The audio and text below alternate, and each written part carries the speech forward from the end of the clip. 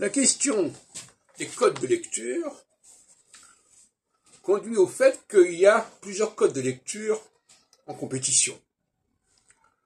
Si on prend par exemple l'alphabet latin,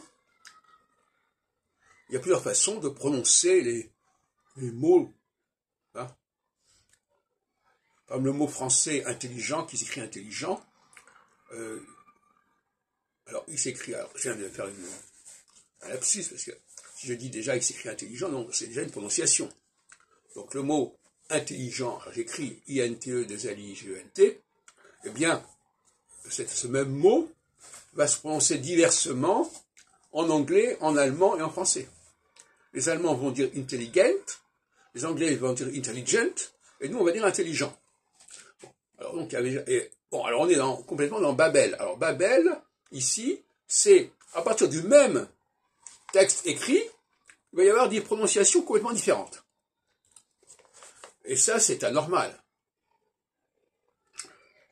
Mais cette diversité de prononciation aura généré une diversité, une difficulté de communication entre les gens qui pourtant utilisent le même écrit. Ils utilisent le même écrit, mais ils ne se reconnaissent pas dans l'oralité. Ils ne se comprennent pas mutuellement dans l'oralité. Ils se comprennent dans l'écriture, mais pas dans l'oralité. Bon.